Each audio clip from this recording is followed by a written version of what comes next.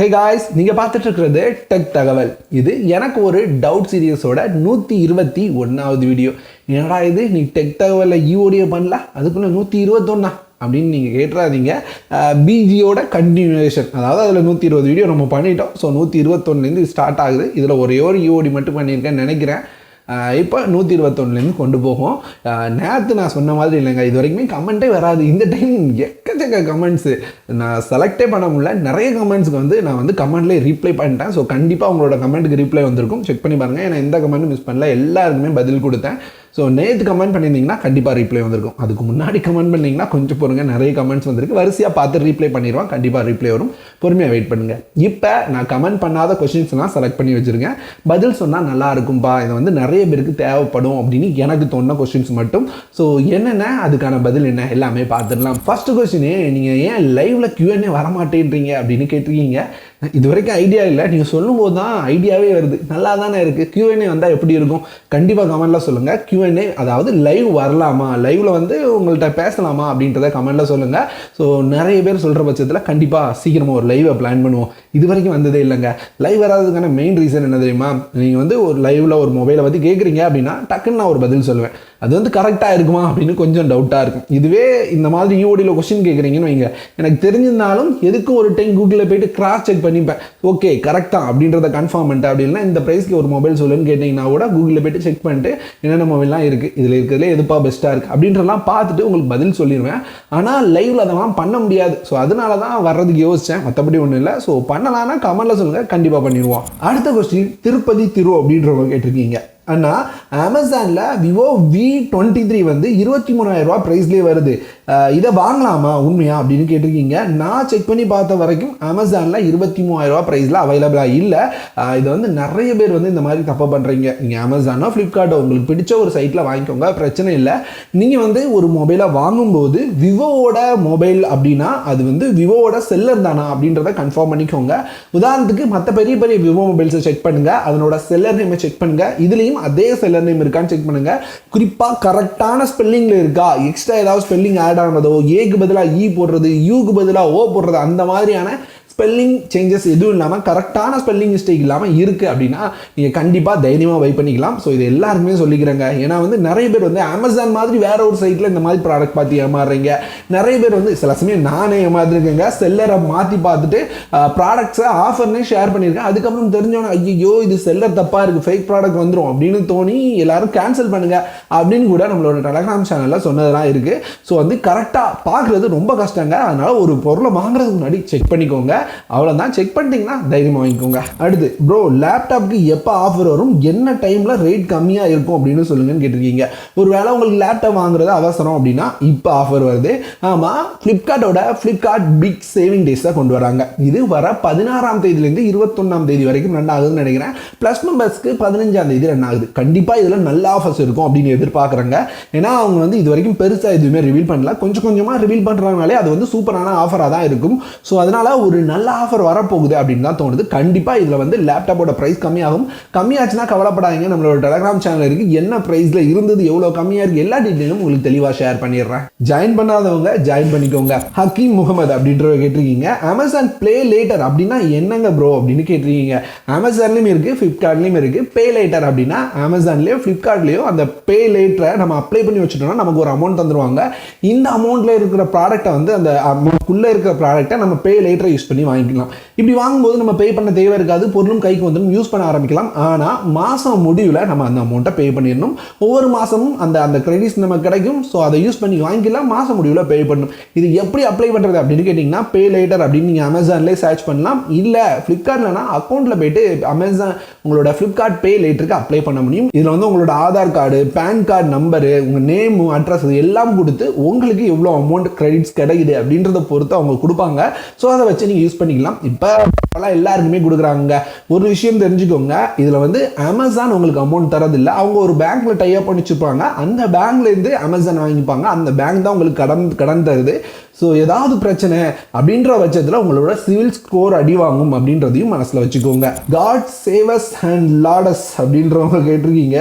Bro please tell me about mic you have clipped on your shirt, I want to buy one please give me a detail and recommendation and offers for thanks offers for it thanks. சரி, இந்த மைக்கை கேட்குறீங்களா அல்லது இதுக்கு முன்னாடி போட்டிருந்த மைக்கை கேட்குறீங்களான்னு தெரில.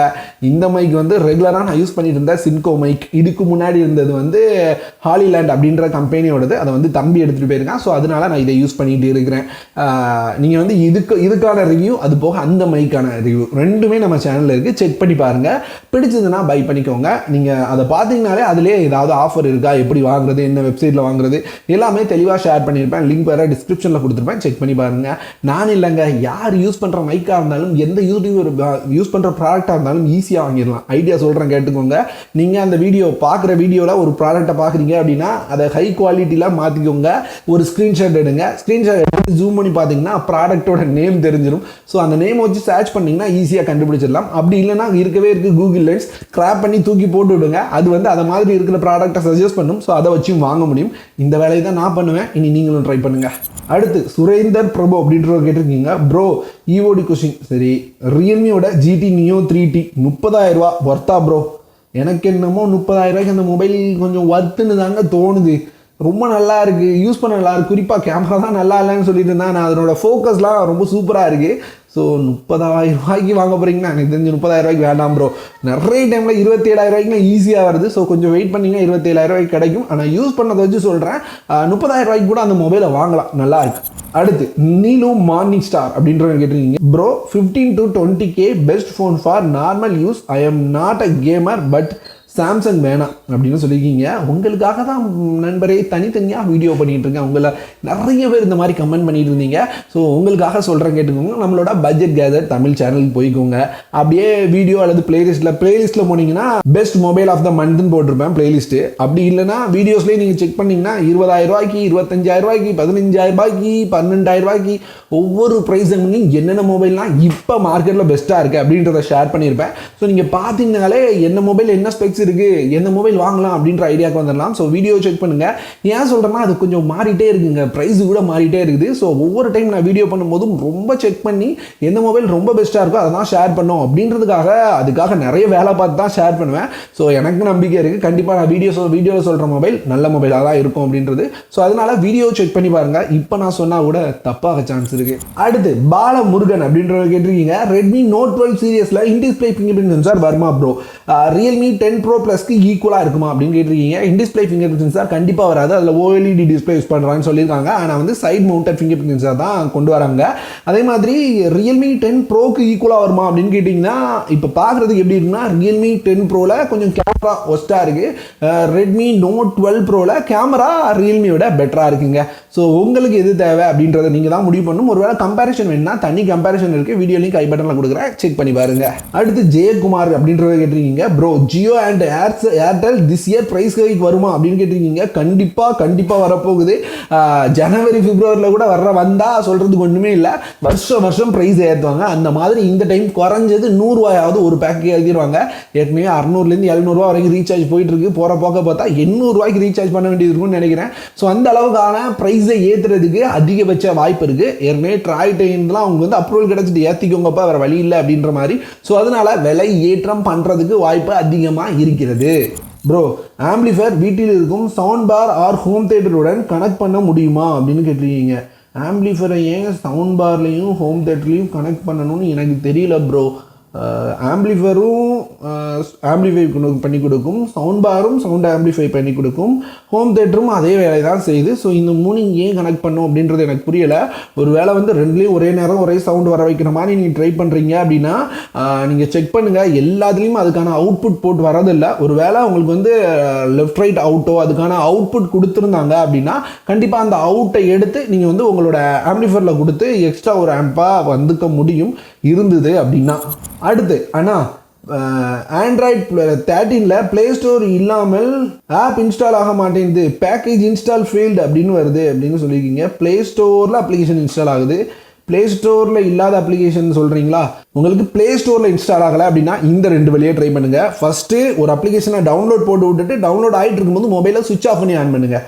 அப்படி டவுன்லோட் ஆகலையா, நேராக ப்ளே ஸ்டோரில் ஆப் இன்ஃபோவில் போயிட்டு அந்த அப்ளிகேஷனோட கிளியர் டேட்டா, அந்த ப்ளே ஸ்டோரோட கேட்சையும் டேட்டாவையும் கிளியர் பண்ணுங்கள்.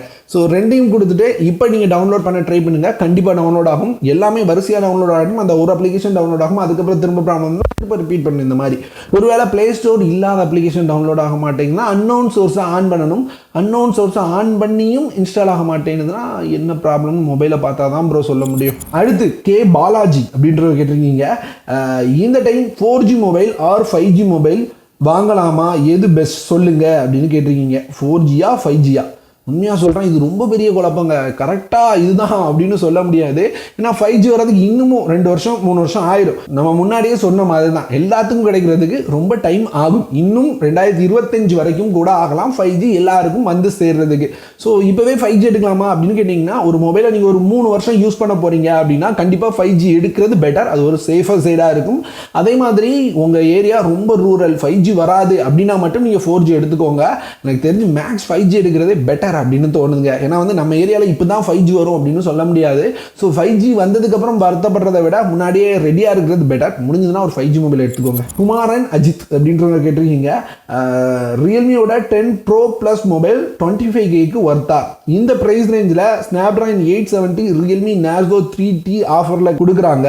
கர்வ் டிஸ்பிளே டேமேஜ் ஆனால் 10K செலவாகும்னு சொல்கிறாங்க. உண்மையா ப்ரோ? 10K நீங்கள் வேற, அந்த மொபைல் 25,000 ரூபா, கர்வ் டிஸ்பிளே டேமேஜ் ஆனால் மொபைலுக்கு பாதி அமௌண்ட்டை நம்ம கொடுக்க வேண்டியிருக்கும். சில சமயங்களில் கூட யாருக்கு தெரியும். கண்டிப்பாக ரியல்மியோட GT Neo 3T கம்பேர் பண்ணும்போது ரியல்மி 10 Pro Plus ஒன்றுமே இல்லை அப்படின்னு தான் நான் சொல்லுவேன். ஸோ அதனால வந்து 25,000 ரூபாய்க்கு உங்களுக்கு ரியல்மி GT Neo 3T கிடைக்குது அப்படின்னா கண்டிப்பாக அதான் பெட்டரான ஆப்ஷன். மற்றபடி அந்த கர்வ் டிஸ்பிளே அந்த எக்ஸ்பீரியன்ஸ் வேணும், ஒரு ஃப்ளாக்ஷிப் மொபைல் கையில் இருக்க மாதிரி ஃபீல் வேணும், ஒரு ஆள் பார்த்தாங்கன்னா இது என்ன மொபைலாக இருக்கும் அப்படின்னு நம்மளை பார்க்கணும் அப்படிலாம் நினச்சிங்கன்னா கண்டிப்பாக ரியல்மி ஒரு பெஸ்ட் ஆப்ஷன். ஸோ உங்களோட தேவை என்ன அப்படின்றத பொறுத்து தான் மாறுதுங்க. அடுத்து அகமட் ஃபமி அப்படின்றவங்க கேட்டிருக்கீங்க, கொஞ்சம் பெரிய கொஸ்டின் தான். என்ன கேட்டிருக்கீங்கன்னா, இப்போ ஏன் எக்ஸ்பேண்டபிள் ஸ்டோரேஜ்லாம் வர மாட்டேங்குது? ஃபர்ஸ்ட் வந்து பட்ஜெட் ஃபோன்லையாக கொடுத்துட்டு இருந்தாங்க, இப்போ அதில் கூட இல்லையே ஏன் அப்படின்னு கேட்டிருக்கீங்க. சிம்பிளாக சொல்லணும்னா கம்பெனியோட லாபத்துக்காக அப்படின்னு சொல்லி முடிக்கலாம். எதுக்கு சொல்கிறேன் அப்படின்னு பார்த்தீங்கன்னா, இப்போ 64 GB ஸ்டோரேஜ் சேல் பண்ணுறாங்க, 128 GB சேல் பண்ணுறாங்க அப்படின்னா நம்ம 64 GB ஸ்டோரேஜ் வாங்கிட்டு அதில் ஒரு மெமரி கார்டை போட்டு எக்ஸ்டெண்ட் பண்ணிட்டு போயிடலாம். அப்படி தான் நிறைய பேர் வாங்கிட்டும் இருந்தோம். ஸோ அதை தடுக்கணும், 128 GB சேல் பண்ணணும் அப்படின்றதுக்காக தான் கம்பெனி வந்து இந்த மெமரி கார்டு ஸ்லாட்டை தூக்குறது அந்த வேலையை பண்ண ஆரம்பிச்சிட்டாங்க. ஆனால் நமக்கும் அதில் ஒரு நல்ல விஷயம் இருக்குங்க. என்னன்னா, நம்ம இப்போ ஒரு 64 GB மெமரி கார்டு வாங்க போனோம்னா 600லேருந்து 700 ரூபாய் பக்கம் வந்துடும். இதுவே நிறைய மொபைல்ஸ் வந்து எக்ஸ்பேண்டபிள் ஸ்டோரேஜ், அதாவது 128 GB ஸ்டோரேஜோட வர வேரியன்ட் 1000லேருந்து 1500 ரூபா வரைக்கும் தான் அதிகப்படுத்துறாங்க. ஸோ இந்த எக்ஸ்ட்ரா 1500 ரூபாய் கொடுக்குறதுனால நமக்கு வந்து இன்பில்டான எக்ஸ்டர்னல் ஸ்டோரேஜ் கிடைச்சிருது. சரிங்களா? ஸோ இன்பில்ட் ஸ்டோரேஜ், இந்த எக்ஸ்டர்னல் SD கார்டு இல்லை அப்படின்றனால நமக்கு ரொம்பவே ஃபாஸ்ட்டாக இருக்கும். நம்ம எவ்வளோ நாள் ஸ்டோரேஜ் பண்ணி வச்சுக்கலாம். மொபைலில் ஸ்டோரேஜ் பண்ணி வச்சிருக்கிறதுனால தான் பிரச்சனை அப்படின்னு இருக்காது. அது மட்டும் இல்லாமல் நமக்கு எக்ஸ்ட்ரா ஸ்டோரேஜ் கிடைக்குது. இதில் அப்ளிகேஷனை கூட இன்ஸ்டால் பண்ணி வைக்கலாம். இதுவே மெமரி கார்டு போட்டோம் அப்படின்னா அதில் வந்து நம்ம வீடியோ, சாங்ஸ் இதை மட்டும் தான் வச்சுக்க முடியும். ஓவர்லோட் ஆச்சுன்னா மொபைல் வந்து லோட் காரணமாக ஹேங் ஆகும், இந்த மாதிரி இஷ்யூலாம் இருக்கும். இதுவே உங்களோட ஃபோனோட இன்டர்னல் ஸ்டோரேஜ் அப்படின்னு பார்த்தீங்கன்னா எக்ஸ்டர்னல் பிரச்சனை வராது. ஸோ எனக்கு தெரிஞ்சு இன்டர்னல் ஸ்டோரேஜ் இருக்கிறது பெட்டர் அப்படின்னு தான் நான் நினைக்கிறேன். ஸோ எக்ஸ்ட்ரா வந்து நம்ம ஒரு 600-700 ரூபாய் தான் கொடுக்க வேண்டியிருக்கு. இது ஒரு பெரிய பிரச்சனை இல்லை அப்படின்னு தான் நான் பார்க்குறேன். ஒரு வேளை வீடியோவில் பார்த்துட்டு இருக்க உங்களுக்கு ஏதாவது மாற்று கருத்து இருந்தது அப்படின்னா கண்டிப்பாக கமெண்ட்ல சொல்லுங்கள். ஸோ நீங்கள் சொல்கிறது கரெக்டாக இருந்ததுன்னா நான் அக்செப்ட் பண்ணி வைக்கிறேன். அவ்வளோதான் இந்த வீடியோவில் நிறைய கொஸ்டினுக்கு பதில் சொல்லியிருப்பேன் அப்படின்னு நம்புறாங்க. வீடியோவும் கொஞ்சம் லென்த்தாக போன மாதிரி இருக்குது. ஸோ வீடியோ லென்த் ஆயிடுச்சுன்னா அட்ஜஸ்ட் பண்ணிக்கோங்க. இனி கொஞ்சம் கம்மியாக பேச பழகிக்கிறேன். இந்த வீடியோவை இதோட முடிச்சுக்கிறேன். இந்த மாதிரி வேற ஒரு சூப்பரான வீடியோவோட அடுத்த ஒரு வீடியோவில் வந்து உங்களை பார்க்குறேன்.